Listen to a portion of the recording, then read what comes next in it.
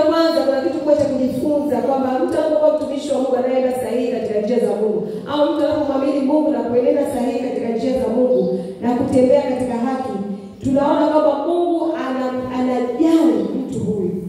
Mungu alikuwa anamjali Hezekia, ndio maana akampa nafasi.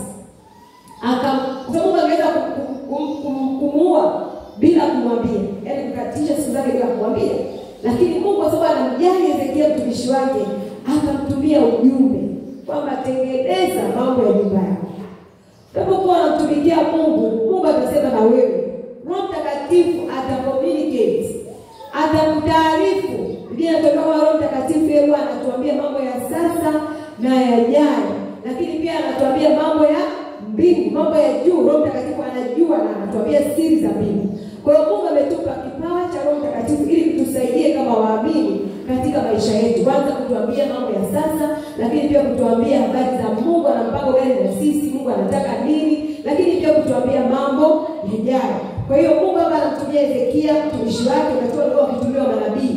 Wanatumia manabii, anatumia nabii Isaya akiambia kwamba mwambie Hezekia atekeleze mambo ya nyumba yake maana atakufa.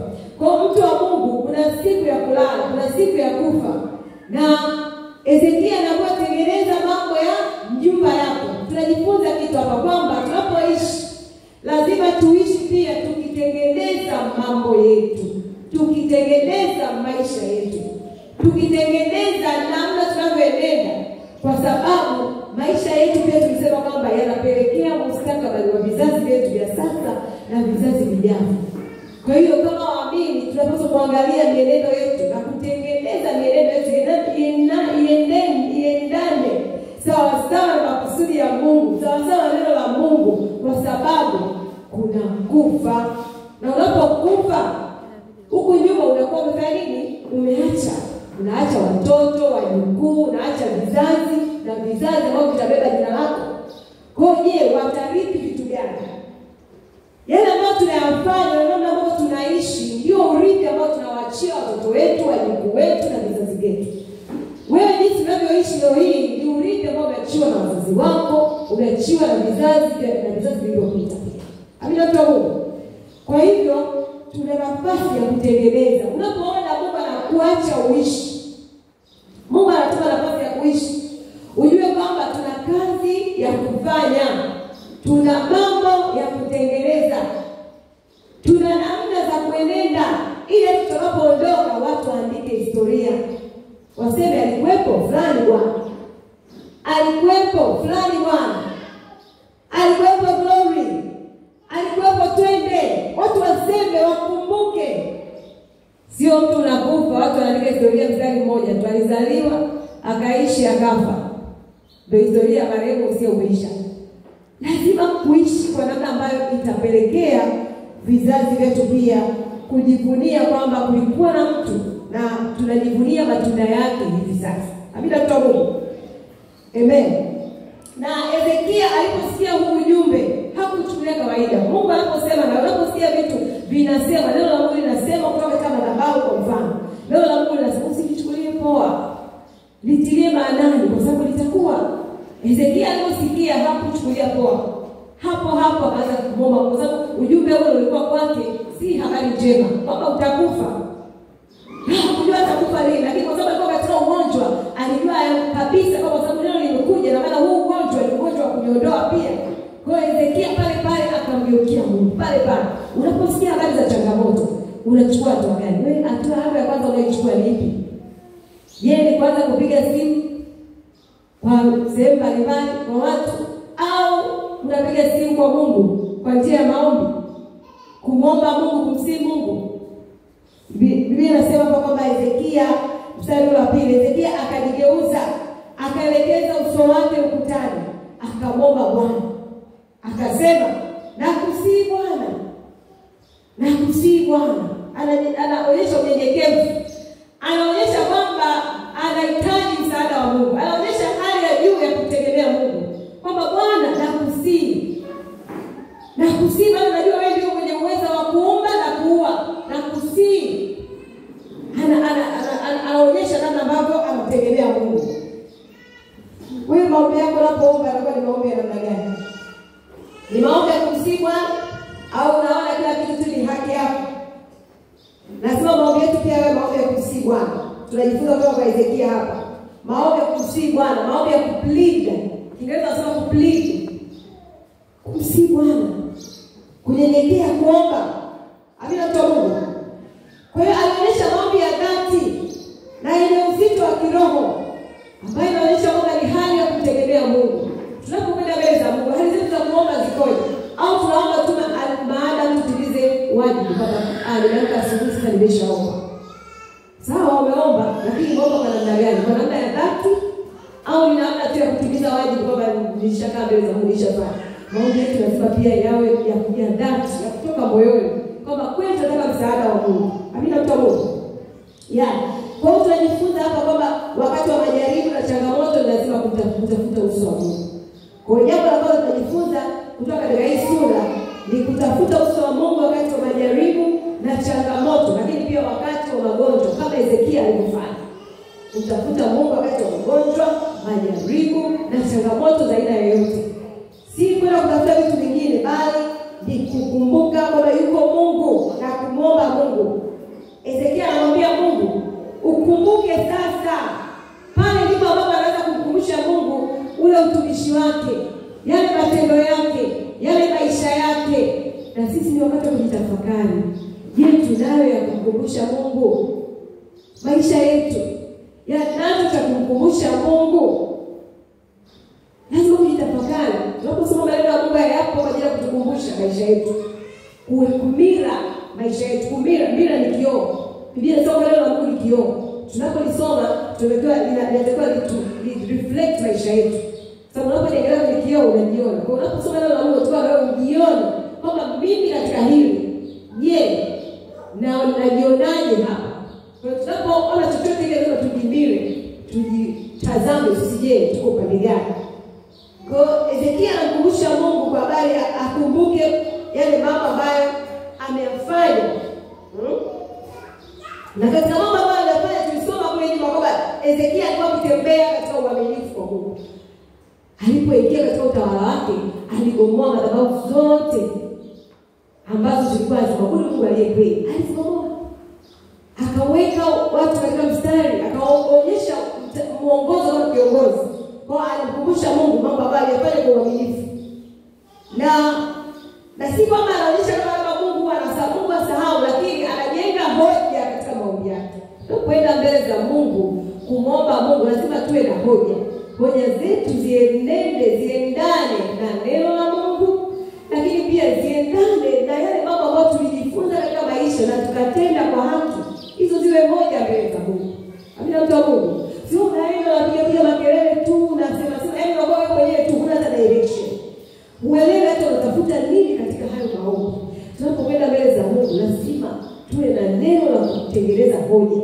Mungu umesema, Bwana umesema, itakuwa hivi. Lakini Mungu kumbuka utumishi wangu. Na umesema tukitumikia hatutakufa. Hakutakuwa na kutoa mimba katikati yetu. Hivyo unaenda kwa hoja.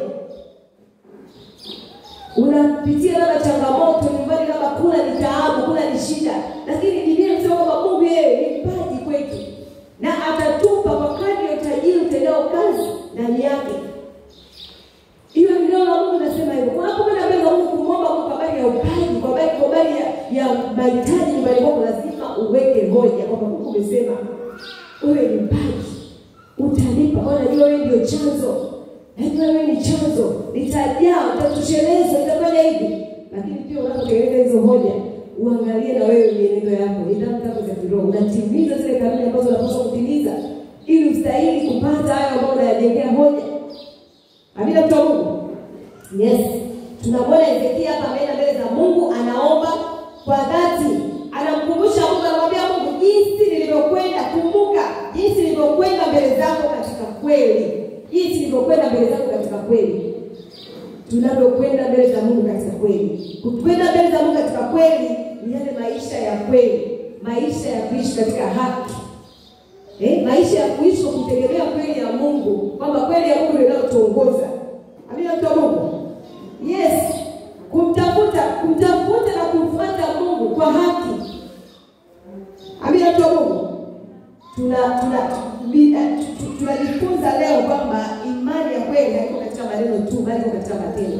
Ezekia anapokumbusha Mungu, hakumbushi kwa maneno yake tu, anakumbusha matendo yake, namna alivyoenenda katika kweli, namna alivyosimamia haki, namna anamkumbusha Mungu. Siku ya leo Bwana atukumbushe, na tunapoenda mbele za Mungu pia sisi tujue namna ya kujenga hoja na kukumbusha neno letu kwa Mungu. Amina mtu wa Mungu. Lakini zaidi sana tunapoendelea kuishi, Mungu atusaidie ili tuwe na namna ya kutengeneza maisha yetu kwa ajili ya sasa na kwa ajili ya baadaye na vizazi vyetu pia. Amina. Yes. Lakini pia anamwambia Mungu kwamba na nimeenenda pia kwa moyo wa ukamilifu. Nimeenenda kwa moyo wa ukamilifu. Kwa moyo wa ukamilifu wa namna gani? Ezekia alikuwa akimtii Mungu kwa moyo wake wote. Alikuwa akitii maagizo tuliyotuambia katika sura zilizopita kama 2, kwamba alimtii Mungu na akaendelea sawa sawa na maagizo ambayo Mungu alimpa Daudi baba yake. Alikuwa akipata maagizo ya Mungu. Kuenenda kwa moyo ukamilifu ni kuenenda sawa sawa na maagizo ya Mungu ambayo ametuagiza, na si kuenenda nusu kwamba hili unalitii lakini kuna lingine unajitengenezea kachumba hivi kwamba lakini Bwana si unajua hili lazima pia kuenenda kwa hekima, lazima kufanya hivi. Yeye alifanya kikamilifu na akatekeleza mapenzi ya Mungu kwa ukamilifu. Hapa tunajifunza kwamba Mungu anapenda mioyo inayotii, mioyo ambayo ni ya ukamilifu, sio mtu ambaye aligawanyika. Amina mtu wa Mungu. Amina mtu wa Mungu. Anamwambia pia Mungu kwamba nilitenda yaliyo mema machoni pako. Nilitenda yaliyo mema machoni pako. Sisi tunao ujasiri katika maisha yetu kumkumbusha Bwana kwamba yapo mema ambayo tulitenda machoni pa Mungu. Lazima ipige mahali tuwe na ujasiri kwa sababu tunao hakika kwamba tunaenenda na kutenda mema yaliyo machoni pa Bwana. Amina mtu wa Mungu. Kwa maisha yetu yalikuwa maisha ambayo yanaenda yana doubt, yanafika mahali watu wanaweza kujiuliza hivi, lakini kweli ndokoka kweli? Hivi kweli mimi mwana wa Mungu kweli? Hivi mimi kweli na mimi lazima tuishi tufike mahali. Yeye ndio maisha yetu. Yaani kuishi neno ndio maisha yetu. Hatutumii nguvu kuishi neno bali kwa sababu lipo ndani yetu. Ndio linatuguide tu, ndio linatuongoza tu kila tunachokifanya, kila tunachokiamua, kila tunachokitenda. Kipo tu kimenyooka kwa sababu kilichojaa ndani yetu ndio hicho ambacho kitatoka mwisho wa siku. Ndio hicho ambacho tunakitenda mwisho wa siku. Maana hicho kilichojaa ndani yetu. Amina mtu wa Mungu. Na kama kilichojaa ni neno la Mungu, ina maana hata maisha yetu yatatoa hayo. Biblia inatuambia kama Ezekia akalia sana. Kuna nyakati za kulia mbele za Mungu na si udhaifu. Ni hali ya kunyenyekea. Ni hali ya kuonyesha Mungu kwamba sina msaada mwingine isipokuwa wewe tu. Ezekia alilia, lakini inaonyesha kwamba alikuwa na maumivu, alikuwa akifanya pia toba. Kama hiyo Mungu imekosea mahali popote, ninaomba toba. Alilia sana. Hakuna nyakati watu wanalia, lakini ziko nyakati za kufurahi pia. Kabila mtu wa Mungu. Ziko nyakati za kufurahi. Kwa hivyo tunajifunza hapo jambo la kwanza hilo kama nilivyosema kwamba kutegemea Mungu katika magonjwa na majaribu. Kitabu cha Yakobo 5:15. Yakobo 5:15 neno Mungu anasema na maombi ya imani yatamuokoa yule mgonjwa na Bwana atamuinua. Mtu yote ambaye anaumwa, yuko dhaifu, akiomba kwa imani, Bwana anamuokoa. Bwana anamuinua kwa sababu ameomba kwa maombi ambayo ni ya imani. Lakini pia Zaburi ya 50:15. Zaburi ya 50:15 inasema uniite siku ya taabu, nitakuokoa nawe utanitukuza. Hapokuwa na changamoto muite Bwana. Naye ameahidi kwamba atakuokoa nawe utamtukuza. Amina mtu wa Mungu. Namba 2, tunajifunza namba 2, kuwa na moyo mkamilifu mbele za Mungu. Zungumza hili kwa kiasi, kuwa na moyo mkamilifu mbele za Mungu. Ule mstari wa 3 tunaona ambapo Ezekia anamkumbusha Mungu namna alivyokuwa na moyo mkamilifu. Namna ambavyo alitenda yaliyo mema mbele za Mungu. Lakini Biblia katika Wafalme wa kwanza 9:4, Wafalme wa kwanza 9:4 kwa ufupi inasema kama wewe utatembea mbele zangu kama alivyotembea Daudi baba yako kwa moyo mkamilifu na kwa unyofu wa moyo. Mungu aliandika ahadi zake kule. Mungu anatutaka tutembee sawa na maagizo yake. Alimwagiza Daudi na amna wafalme kuanzia Suleiman waliotakiwa kuenenda. Kwa hiyo wafalme wote waliokuwa wakirithi ufalme walipaswa kuenenda sawa na yale maagizo ambayo Daudi alimpa Suleiman. Tunaona katika Mithali 4:23. Mithali 4:23 Biblia inasema linda moyo wako kuliko yote uyalindayo. Linda moyo wako kuliko yote uyalindayo. Tunapaswa kulinda moyo, kulinda imani. Kulinda mahusiano yetu na Mungu. Kulinda namna ambavyo tunatembea na Mungu. Ndio tuamini. Kwa sababu maisha ya haki na uaminifu yana nafasi kubwa sana kwa mtu, lakini pia kwa maombi yetu na namna ambavyo tunapokea tunapomuomba Mungu. Kwa lazima tulinde namna ambavyo tunatembea na Mungu. Na hii sio kitu cha muda kwamba mimi nitakuwa na nyakati, kuna nyakati za kula raha, kuna nyakati za kufanya nyakati zote ni maisha. Tumesema wokovu ni maisha. Amina. Wokovu ni maisha. Kitu cha tatu ambacho tunajifunza kutoka katika sura hii ya Wafalme wa pili sura ya 20, tunajifunza kwamba Mungu hutenda ishara ili kutuimarisha imani zetu. Mungu hutenda ishara ili kutuimarisha imani zetu. Tunaona pale katika mstari wa 8 mpaka wa 11. Ezekia alitafuta ishara, anamuuliza nabii Isaya kwamba nitaona ishara gani ya kwamba Mungu amenitendea. Kwa sababu Ezekia baada ya kuomba Mungu alimponya na akamtuma tena nabii Isaya kwamba rudi ukamwambie Ezekia kwamba nimemuongezea siku, nimemuongezea miaka 15 zaidi. Kwa Mungu alisikia ombi Ezekia na akarudi akampa nabii ujumbe kwa Ezekia kwamba rudi na mwambie kwamba nimemuongezea siku. Na tunaona kwamba Ezekia alitaka ishara na Mungu akafanya ishara kupitia nabii Isaya. Akarudisha kivuli. Amina mtu wa Mungu. Akarudisha kivuli ambao si jambo la kawaida, lakini nabii Isaya alitumika na Mungu kuonyesha ishara. Kwa hiyo kuna ishara ambazo Mungu atakuonyesha. Wakati mwingine unapotaka kujua kama ni Mungu anafanya, unaweza ukatika maombi yako ukamwambia Mungu kabisa, naomba unifanyie 1 2 3 au naomba ishara katika hili. Na Mungu anakuonyesha ishara kweli. Kwa Mungu pia anatumia, tunafundishwa na Baba hapa kwamba Mungu anatumia ishara, anatumia alama kujionyesha kwa kujidhihirisha kwa watu wake pia. Kwa lazima Mungu anapotenda ujue kwamba huyu ni Mungu ametenda. Kwa sababu hii ni ishara amekuonyesha. Lakini kuna wakati Mungu anatenda, Roho Mtakatifu ndiye anakukumbusha kabisa, anakuambia huyo ni Mungu. Hayo ni majibu ya maombi haya. Hilo ni lile neno la kumwambia mtumishi lile. Yaani kabisa Mungu anakupa ishara na Roho Mtakatifu anakuonyesha kabisa kwamba hiyo haijaje hivi, ni kwa sababu ile, ni kwa sababu ile. Hizo ni ishara usizipuuzie. Ni Mungu anakuonyesha, ni Roho wa Mungu anasema na wewe na kukuonyesha. Amina mtu wa Mungu. Tunasoma hapa katika Marko 16:20. Marko 16:20 neno la Mungu linasema, nao walitoka wakahubiri kila mahali, Bwana akitenda kazi pamoja nao na kulithibitisha neno kwa ishara zilizoandamana nao. Kwa Mungu analithibitisha neno kwa ishara. Wakati wanafunzi wa Kristo wako naye, walitoka kwenda kuhubiri kila mahali.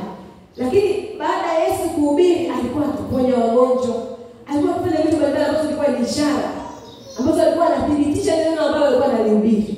Kwa nao sisi tunapoliamini neno la Mungu, Mungu atalithibitisha hilo neno tunaloliamini. Haliwezi likakaa bure katika maisha yetu.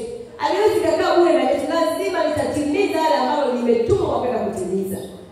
Amina mtu wa Mungu. Ukiamini neno la uponyaji, utakapokuwa na udhaifu, utauona udhihirisho wa uponyaji kupitia neno ambalo umeliamini. Ukiamini kwa habari ya kwamba Mungu ni Mungu ambaye anabariki watu wake, anawajaza kiuchumi, ni Mungu ambaye anabariki watu wake kwa kuwapa nguvu za kupata utajiri. Ukisimama neno ukiamini, atajidhihirisha kwa hilo neno, atajidhihirisha. Amina kwa Mungu. Wewe unategemea ndani yako umeamini nini? Au unakwenda tu kanisani kila siku, unaenda unatoka, una nini unachokiamini? Jambo gani unalitaka? Hilo unalolitaka lipo neno la kuliamini ili uone udhihirisho wa hicho ambacho unataka. Na kama hujui, uone kiongozi wako wa idara. Mwambie mimi namwamini Mungu kwa 1 2 3, lakini sina mistari ya kusimamia. Sina neno la kusimamia ili uone udhihirisho wa Mungu. Atakusaidia kutafuta hilo neno. Kiongozi wako wa idara atakusaidia, njoo nione hata mimi. Ona viongozi wengine watakusaidia. Amina mtu wa Mungu. Ndio tunapokuwa hivyo katika Mungu. Sasa unapookoka ni hatua ya kwanza, lakini kuna kukulia wokovu. Na Biblia inasema kwamba sisi tuyatamani maziwa yasiyogoshiwa, ambayo ni neno la Mungu. Kwa tunakuwa si kwa sababu tunakula chips mayai. Katika roho inakuwa Ushindi wetu unaanzia katika roho, ndipo uje katika mwili. Kwa hivyo lazima roho hii tuilishe chakula chake ambayo ni neno la Mungu, ili iwe imara, ili viumbe vile ambavyo tunavitaka kuviona katika mwili, na ndipo vitadhihirika katika mwili. Amen. Pigie Yesu makofi. Kitabu cha Kutoka 4:8 anasema, na itakuwa ikiwa hawatakusadiki wala hawatasikia sauti ya ishara ya kwanza, watasadiki sauti ya ishara ya pili. Hapa ni Mungu anamwambia Musa anapokwenda kwa Farao kwamba kama hawataisikia sauti, hawatakusadiki, kama hawataamini hata ishara ya kwanza, mtaleta na ishara nyingine. Na tunakumbuka namna ambavyo Mungu alikuwa akituma mapigo kwa Wamisri, ambapo alikuwa akimtumia Musa kuonyesha ishara tofauti. Akitaka kufanya nini? Anataka kuwaonyesha Wamisri ukuu wake, lakini pia anataka kujenga imani za wana wa Israeli ili wajue kwamba Mungu anayemwamini, Mungu ambaye anaweza kutenda mambo makubwa. Na ndio maana hakutumia ishara moja tu akawatoa Misri. Hapana. Ilianza ishara ya kwanza, hawakutoka. Farao akaweka moyo mgumu. Tena ndiye Mungu akaufanya moyo wa Farao mgumu. Ili nini? Mungu alikuwa anataka kuwafundisha wana wa Israeli. Tunapochelea kushirikiana na neno la Mungu, kutafuta neno la Mungu na kujenga imani zetu, utakaa hapo. Utasubiri tu, anasubiri kutengeneza mpaka Mungu awe na uhakika kwamba huyu sasa naweza nikamtoa hapa nikampeleka hatua nyingine. Utaona Mungu anakutendea kutoa. Lakini unapojichelewesha na kuona tu kwamba wewe unaposoma neno na shiriki ibada, fanya maombi, fanya hivi ili ukue, uende hatua nyingine. Kuna hatua utafika bila kuchukua hatua madhubuti. Amina mtoto. Kuna maisha ya kiroho hautaenjoy bila kufanya hatua madhubuti, na maisha madhubuti ya kiroho bila ku-exercise maisha ya kiroho. Kwa kuna kazi ya kufanya, hiyo kazi na kufanya mtu yoyote unaifanya wewe binafsi. Amina mtoto. Unaifanya wewe binafsi. Kwa Mungu anawaambia Musa baba, ikiwa hawatakusadiki wala hawatasikia sauti ya ishara ya kwanza, watasadiki sauti ya ishara ya pili. Lakini hata ishara ya pili hawakusadiki. Mungu alifanya pale Biblia sasa kama sio miujiza 12 na zaidi. Ilikuwa miujiza ndio unaweza kusoma kitabu cha Kutoka ukapata kwa miujiza mingi. Mungu alifanya. Akawa anarudia. Yamkini alikuwa anaona bado kuna mioyo ya kutokuamini ndani ya wana wa Israeli, lakini pia bado anataka kudili na Wamisri. Mungu alitaka kuonyesha ishara. Bila mtu wa Mungu. Kwa hiyo Mungu anatoa ishara kwa makusudi ya kuimarisha imani zetu. Na wakati mwingine sio kushindana wala kujionyesha kwamba ajionyeshe ukuu wake. Anataka ili tuamini ahadi zake. Tufike mahali tuamini neno lake, hata kama tunaona ishara tuamini, kwa sababu tu tunajua yeye ni Mungu anayetenda. Kwa sababu tulimuona akitenda kwa mtu mmoja, mbili, tatu. Anataka tufike mahali tutembee bila kuwa na mashaka yoyote kwa habari yake. Ndio maana anaweza akakuta kuna mahali atupeleke na subiri kwanza tukue katika hiyo eneo. Amina mtu wa Mungu. Tunajifunza namba 4. Kujisifu kunaleta hatari na hasara. Kujisifu kunaleta hatari na hasara. Pale kwenye Wafalme wa Pili 20:12 hadi 18 tunaona namna ambavyo Hezekia aliwaonyesha wajumbe wa Babeli hazina zote alizonazo, ambapo hili jambo lilipelekea yeye akapokea unabii wa kwamba utakuwa mateka wa ufalme wa Babeli na mali zako pia zitatekwa. Hezekia alifanya kitu ambacho si sawa. Alitoa siri za kambi. Zipo siri za kambi mtu wa Mungu. Kuna nyakati za kuhold